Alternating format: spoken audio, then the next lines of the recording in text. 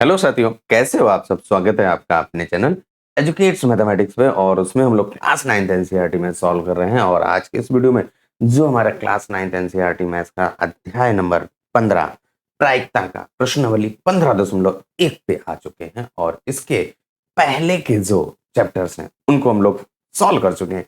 उनका complete playlist आपको इस वीडियो के डिस्क्रिप्शन में मिल जाएगा, आपको चैनल की प्लेलिस्ट में मिल जाएगा। आप वहां से जाकर के देख सकते हैं अगर आपने अभी तक नहीं देखा है और आप हमारे इस काम को पसंद करते हैं, मेहनत को पसंद करते हैं, तो भाई चैनल को सब्सक्राइब करना, वीडियो को लाइक करना और जरूरतमंद के साथ शेयर करना मत भूलिएगा। चलिए आज के वीडियो में जो हमारी प्रश्नावली 15.1 है, इसके पहले दो प्रश्नों को हम लोग पिछले वीडियोज में सॉल्व कर चुके हैं। उसका लिंक आपको आई बटन पे और इस वीडियो के डिस्क्रिप्शन में मिल जाएगा। आज के इस वीडियो में हम लोग प्रश्नावली 15.1 का जो तीसरा प्रश्न है भाई वहां से शुरू करने वाले हैं। और जो हम लोगों का तीसरा प्रश्न भाई क्या कह रहा है कि अध्याय 14 के अनुच्छेद 14.4 का उदाहरण 5 लीजिए। पांचवें उदाहरण पे अभी हम लोग आते हैं भाई। कक्षा के किसी एक विद्यार्थी का जन्म अगस्त माह में होने की प्रायिकता ज्ञात कीजिए। तो उसके लिए सबसे पहले हम लोग क्या करें, जो हमारा 14.4 अनुच्छेद है उसका उदाहरण नंबर 5 उस पे आते हैं पहले और फिर हम लोग देखते हैं कि अगस्त माह में कितने बच्चे जन्म हो रहे हैं, उनकी प्रायिकता ज्ञात करनी। उदाहरण 5 हम लोगों का क्या कह रहा है कि 9वीं कक्षा के जो 40 विद्यार्थी हैं उनके जन्म का महीना बताने के लिए कहा गया है और इस प्रकार आपके सामने आंकड़े दिए गए हैं। तो देखिए यहाँ पे क्या है, मंथ के नाम जनवरी, फरवरी, मार्च, अप्रैल, मई, जून, जुलाई, अगस्त और इसके बाद आपका सितंबर, अक्टूबर, नवंबर, दिसंबर, ये आपके महीने दिए गए। और इस महीने में जो बच्चे आ रहे हैं, विद्यार्थियों की संख्या ये आपकी दी गई है। तो यहाँ पे देखिए अगर जनवरी माह की बात की जाए तो 3 बच्चे हैं, तो कुल बच्चे आपके पास कितने हैं भैया? 40 बच्चे हैं। अब अगस्त माह में जो बच्चे जन्म ले रहे हैं उनकी प्रायिकता आपसे ज्ञात करने के लिए कह रहा है। तो अगस्त माह देखिए कहाँ है आपका, ये वाला अगस्त माह है और ये आपका यहाँ तक है। तो इसमें कितने बच्चे हैं? तो अगस्त माह में अगर आप ध्यान से देखें तो ये आपका ऐसा बन रहा है, ये इसी से तो मैच कर रहा है। तो कितने बच्चे हैं भैया? 6। तो प्रायिकता क्या होती है कि जो आपने जिस घटना को लिया वो घटना बटे जो जितने आपके टोटल बच्चे हैं वो आ जाएंगे। तो यहाँ पे क्या हो जाएगा, 6/40 भाग दे दीजिए, 2 से काट दीजिए, 2 तिहाई 6 और 2 यानी 20 दूना 40। तो 3/20 हम लोगों की प्रायिकता आ जाएगी। तो यहाँ पे लिखेंगे अगस्त माह में जन्मे बच्चों की संख्या बराबर 6 और कुल बच्चों की संख्या बराबर 40। तो आपकी जो प्रायिकता है वो क्या हो जाएगी, अगस्त माह में जन्मे बच्चे बटे कुल बच्चे और आपका आंसर आ जाएगा। आपको अगर एक्सप्लेनेशन पसंद आया हो तो भाई वीडियो को लाइक करना मत भूलिएगा। चलिए अब आ जाते हैं, हम लोग लिख लेते हैं। प्रश्नावली 15.1 का जो तीसरा प्रश्न है उसमें कुल बच्चे आपके 40 हैं और अगस्त माह में जन्मे बच्चों की संख्या आपकी 6। अब अगस्त माह में जन्मे बच्चों की संख्या की प्रायिकता तो ही हमें ज्ञात करनी थी। तो अगस्त माह में यहाँ पे देखिए कितने बच्चे जन्म हो रहे हैं, वो आपके देखिए 6 बच्चे हैं। तो आपकी जो प्रायिकता है भैया क्या हो जाएगी, अगस्त माह में जन्मे बच्चे बटे कुल बच्चे। तो यहाँ पे अगस्त माह में 6 हैं और कुल बच्चे आपके 40। अब इनको क्या करिए, सरलतम रूप में व्यक्त कर दीजिए। जो हमें आपको भिन्न मिली है उसको सरलतम रूप में बदल देंगे, 2 से भाग दे देंगे तो 3/20 और यही आपका भैया आंसर होगा है। आपको कैसा लगा कमेंट करके जरूर बताना। अब आ जाते हैं भाई अगले प्रश्न पर, यानी कि चौथे प्रश्न पर। चौथा प्रश्न हम लोगों का भाई क्या कह रहा है कि 3 सिक्कों को एक साथ 200 बार उछाला गया है। इनमें विभिन्न परिणामों की बारंबारताएं आपके सम्मुख हैं। देखिए परिणाम और उनकी बारंबारता मतलब कितनी बार आया। 3 चित्त की बात करें तो आपका 23 बार आता है और 2 चित्त की अगर बात की जाए तो वो कितनी बार आता है, 2 चित्त हम लोगों का 72 बार आता है और 1 चित्त आपका 77 बार और कोई भी चित्त नहीं वो आपका 28 बार आता है। अब आपका कह रहा है कि यदि तीनों सिक्कों को पुनः एक साथ उछाला जाए तो दो चित्त के आने की प्रायिकता हमें ज्ञात करनी है। देखिए आपका जो सिक्का है वो कितनी बार उछाला गया है, 200 बार उछाला गया है। तो यहाँ पे आपका कुल जो आपके सिक्के उछाले गए हैं वो 200 बार हैं। और आपके दो चित्त कितनी बार आते हैं, 72 आते हैं। तो यहाँ पे एक प्रायिकता से आपकी बात की जाए तो वो क्या हो जाएगी, 72/200। और आपका आंसर हो जाएगा, क्योंकि जिनको पूछ रहा है चित आने की पूछ रहा है तो देखिए दो चित कहाँ पे है, यही तो लिखा है। दो चित कितनी बार आ रहा है, 72 बार आ रहा है। तो वही यहाँ पे हमें लिख देना है कि जो आपके फेवर में कितने हैं भैया, 72 हैं। और कुल आपके कितने हैं, 200 बार उछाला गया है ना। तो यहाँ पे 200 बटे में आ जाएगा जो भी आपके अभिप्रयोग लिए गए हैं, यानी कि जो सिक्का हमारा कितनी बार उछाला गया है। तो 200 बटे यानी कि आपका बटे में हो जाएगा। तो यहाँ पे क्या हो जाएगी प्रायिकता, 72/200।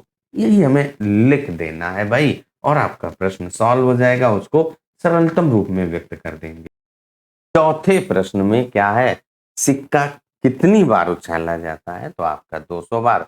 दो चित्त कितनी बार आता है, तो वो आपका 72 बार आता है। और दो चित्त आने की प्रायिकता हमको ज्ञात करने के लिए कह रहा है। तो यहाँ पे प्रायिकता बराबर क्या हो जाएगा, दो चित्त आने की संख्या बटे सिक्का उछालने की कुल संख्या। दो चित्त आपका 72 बार आया और जो कुल संख्या है भैया वो आपकी 200 है। अब आप इसमें क्या करिए, सरलतम रूप में व्यक्त करेंगे। 8 से भाग कर दीजिए, 8 9 72।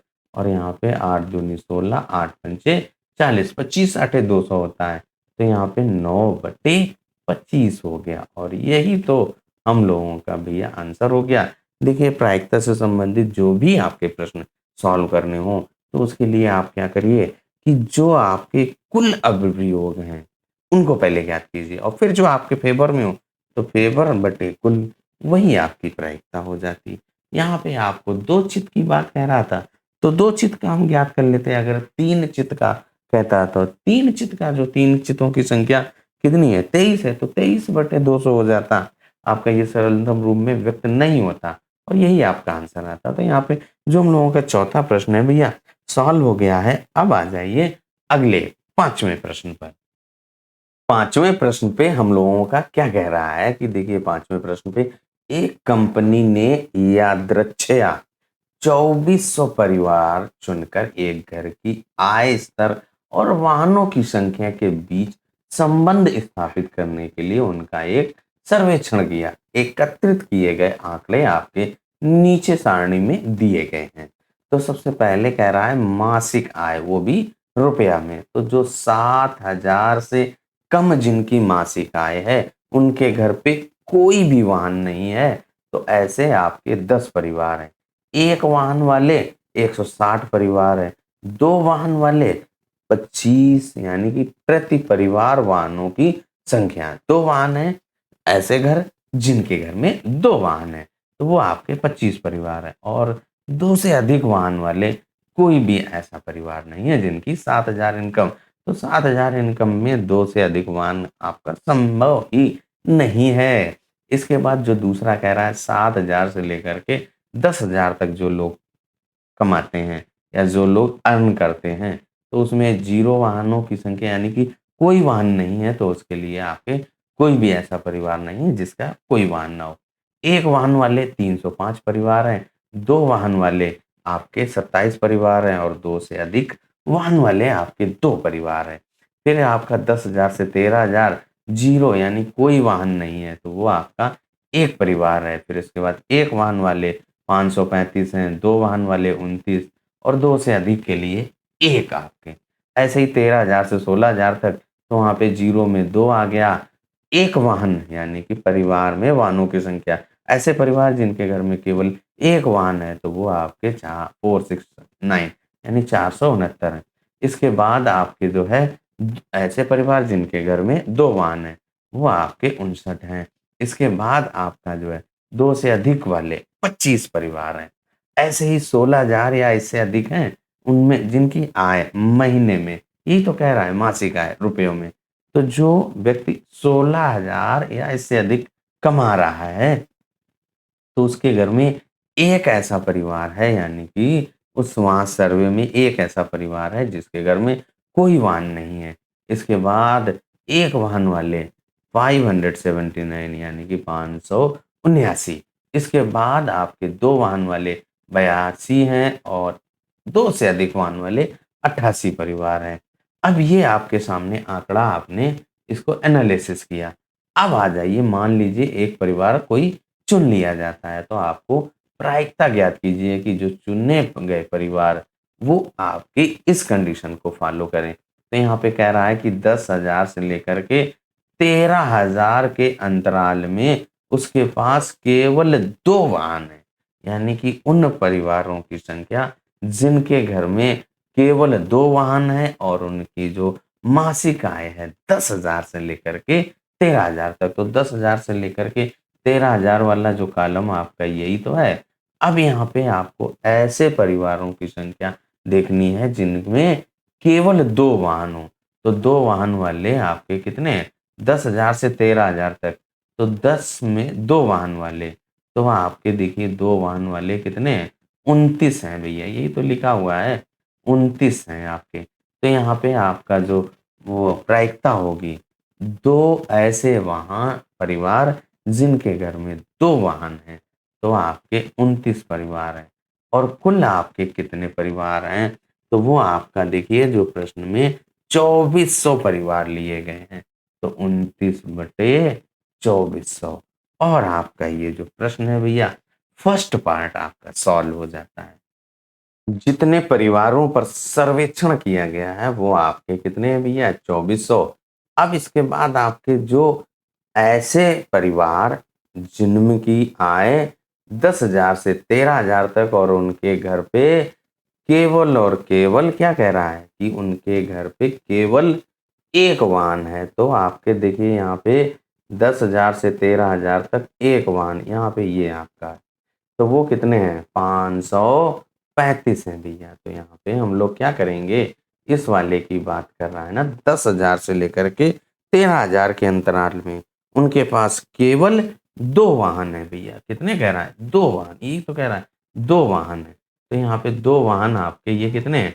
29 हो जाएंगे। तो यहाँ पे 29 लिखेंगे भैया। तो यहाँ पे 29 लिखा हुआ है। अब आपकी जो प्रायिकता क्या हो जाएगी? 2 वाहन वाले परिवार। तो 2 वाहन वाले परिवार आपके 29 और कुल परिवारों की संख्या वो आपकी 2400 है। और आपका आंसर हो गया भैया, फर्स्ट पार्ट आपने सॉल्व कर लिया है।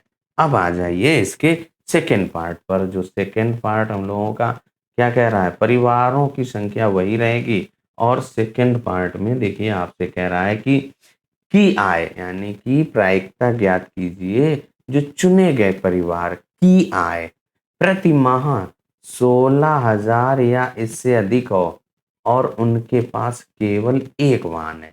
तो 16,000 या इससे अधिक, यही तो है, और उनके पास एक वाहन। तो एक वाहन आपका ये है, तो उसमें कितनी संख्या है? 579। तो यही आपका 579 बटे जो कुल परिवार 2400, आपका आंसर आ जाएगा। बहुत ही आसान सा, जो बात कह रहा है उसको ध्यान से समझिए और इसके बाद जो आपके पक्ष में है और बटे जो कुल अभिप्रयोगों की संख्या है वो आप कर दीजिए, आपकी प्रायिकता आ जाती है। जो आपका एक्सप्लेनेशन है कैसा लगा, कमेंट करके जरूर बताइए भाई, तभी तो मजा आएगा, तभी हम लोग आसानी से समझ पाएंगे, तभी मोटिवेट हो पाएंगे कि हाँ, जो हम काम कर रहे हैं अच्छा कर रहे हैं। सेम चीज हम लोगों ने लिख लिया भैया। 16,000 या इससे अधिक आय के परिवार जिनके पास केवल एक वाहन है, तो वो आपका जो प्रश्न में 16,000 या इससे अधिक आपकी ये है, और जिनके पास केवल एक वाहन है तो आपका 579 है। तो वही हम लोगों ने लिख दिया 579। अब आपसे प्रायिकता ज्ञात कह रहा है, तो जो एक वाहन वाले परिवार हैं वो आपके एक वाहन वाले परिवार बटे कुल परिवार। तो 5, 7, 9 और कुल आपके 2400 परिवारों पर सर्वेक्षण किया गया है। तो 579 बटे 2400 और आप इसको सरलतम रूप में नहीं व्यक्त कर सकते हो, तो इसलिए आपका यहीं तक रहेगा। दूसरा भाग हम लोगों का सॉल्व हो जाता है भाई। अब आ जाइए तीसरे भाग पर, और आपका जो तीसरा भाग क्या कह रहा है कि 7,000 प्रति माह से कम और उसके पास कोई वाहन नहीं है। तो भैया 7,000 से कम वाला देखो कहाँ पे है भैया, तो 7,000 से कम वाला ये है आपका। और कह रहा है कि उनके पास कोई भी वाहन नहीं है। तो देखिए आपका क्या है, कोई भी वाहन नहीं है, इसका मतलब जीरो। तो यहाँ पे 7,000 से कम आय वाला ये कॉलम है। जीरो वाहन है, उसमें 10 लोग हैं। और इसके बाद क्या कह रहा है, एक वाहन 160 है, दो वाहन 25 हैं, दो से अधिक। और आपका प्रश्न ये कह रहा है कि जो 7,000 रुपए से कम कमाते हैं और उनके पास कोई वाहन नहीं है, यानी कि जीरो है, तो वो कितने हैं, 10 हैं। तो यहाँ पे 10 और बटे कुल परिवारों की संख्या 2400, एक जीरो से एक जीरो कट गया, आपका 1 बटे 240 आंसर आ गया भैया। यही बात आप लिख भी लीजिए, तभी मजा आएगा। 7,000 से कम आय वाले परिवार जिनके पास कोई भी वाहन नहीं है, ऐसे आपके 10 परिवार हैं और कुल परिवार आपके 2400 हैं जिन पर सर्वेक्षण किया गया है। अब यहाँ से आपसे प्रायिकता ज्ञात करने के लिए कह रहा है, तो प्रायिकता पीई पहला भाग आपका क्या है, कुल परिवारों की संख्या यानी कि जिनके पास कोई वाहन नहीं है वो आपके 10 हैं। तो यहाँ पे 10 और बटे जो कुल परिवार जिन पर सर्वेक्षण किया गया है वो आपके 2400 हैं, काट दीजिए। तो 1 बटे 240, एक जीरो से एक जीरो कट गया और यही आपका आंसर हो गया। तो तीसरा भाग हम लोगों ने सॉल्व कर लिया है। आपको कैसा लगा एक्सप्लेनेशन कमेंट करके जरूर बताइए। अब आ जाओ भाई चौथे भाग पर। चौथा भाग आपका क्या कह रहा है, उसके लिए आपकी बुक खोलनी पड़ेगी। तो बुक यहाँ पे हम लोगों ने खोल ली है और आप आ जाइए इसके अगले भाग पर। तो अब हम लोग यहाँ पे चौथे भाग में कह रहा है 13,000 से 16,000 के अंतराल में जिनके पास दो से अधिक वाहन है। तो 13,000 से 16,000 के बीच में जिनके पास दो से अधिक वाहन है वो आपके दो से अधिक ऐसे कितने परिवार हैं भैया, 25 परिवार हैं। तो आपकी जो प्रायिकता है भैया वो क्या हो जाएगी, 25 बटे कितना, 2400। जो कुल परिवार हैं भाग कर दीजिए, कट जाएगा और आपका आंसर आ जाएगा भैया। तो चलिए नोट कर लेते हैं। चौथे भाग में जो हमें पता है उसको नोट कर लिया है। दो से अधिक वाहन वाले परिवार जिनकी संख्या 25 है और कुल परिवार आपके 2400 है। तो यहाँ पे प्रायिकता क्या हो जाएगी, दो से अधिक वाहन वाले परिवार बटे कुल परिवार। तो यहाँ पे क्या हो जाएगा, 25 बटे 2400, क्योंकि 2400 परिवारों पर ही सर्वेक्षण किया गया है। तो यहाँ पे 25 बटे 2400 को हम लोग 24 गुणे 100 लिख सकते हैं और काट दीजिए 25 चौकू 100, 24 चौकू 96 यानी 1 बटे 96 आ गया और यही आपका भैया आंसर हो गया। तो चौथा प्रश्न हम लोगों ने सॉल्व कर लिया है। अब आ जाते हैं पांचवें प्रश्न। तो भैया पांचवा भाग हम लोगों का क्या कह रहा है, जिनके पास एक से अधिक वाहन नहीं है, यानी कि एक से कम वाले, यानी कि 0 और 1 वाहन वाले परिवारों की कुल संख्या हमें ज्ञात करनी है। तो उसके लिए क्या करिए, जो आपके ये 0 से यहाँ पे परिवार हैं यानी कि जिनके पास कोई वाहन नहीं है उन परिवारों को जोड़िए और ये वाले परिवार एक वाहन वाले परिवारों की संख्या जोड़ दीजिए। ये आपका कुल परिवारों की संख्या हो जाएगी जिनके पास एक से अधिक वाहन नहीं है। और आपके जो कुल परिवार जिन पर सर्वेक्षण किया गया वो आपके 2400 है। तो प्रायिकता जो आपको ज्ञात करनी है, एक से अधिक वाहन नहीं है उनके परिवारों की संख्या बटे कुल परिवार, जोड़ेंगे जो आएगा बटे 2400 लिख देंगे, वही आपका आंसर होगा। सिंपलेस्ट फॉर्म में यानी सरलतम रूप में भी व्यक्त कर देंगे। पांचवें भाग को सॉल्व करने के लिए सबसे पहले हमें क्या करना पड़ेगा, परिवारों की संख्या जिनके पास कोई भी यानी जीरो वन है उनको गिनना पड़ेगा। तो यहाँ पे जीरो वन वाले देखिए 10 0 1 2 1 है, उनको यहाँ पे लिख लिया 10 0 1 2 1। इनको गिन लीजिए 10 2 12 1 13 1 14, तो टोटल 14 ऐसे परिवार हैं जिनके पास कोई भी वाहन नहीं है। और परिवार जिनके पास एक वाहन है उनको जोड़ना पड़ेगा। तो उसके लिए आपका जो ये आपका एक वाहन वाले 160 305 535 469 579 इनको आपको जोड़ना पड़ेगा। तो इन सभी को यहाँ पे लिख लिया एक एक करके और फिर जोड़ा तो ये आपके 2048। अब आपके कुल परिवार जिनके पास एक से अधिक वाहन नहीं यानी कि एक या जीरो है, तो यहाँ पे उनको जोड़िए तो ये 14 और फिर 2048 इनको जोड़ लिया तो 2062 आ गया। अब आपसे कह रहा है इनकी प्रायिकता ज्ञात करने के लिए, तो प्रायिकता ज्ञात करने का जो फॉर्मूला होता है वो क्या होता है कि हमें लिखना पड़ेगा जिनके पास ऐसे परिवारों की संख्या जिनके पास एक से अधिक वाहन नहीं है। तो अभी आपने उनको ज्ञात किया है वो क्या है 2062 और बटे कुल परिवार की संख्या जिस पर सर्वेक्षण किया गया है वो आपके 2400 है।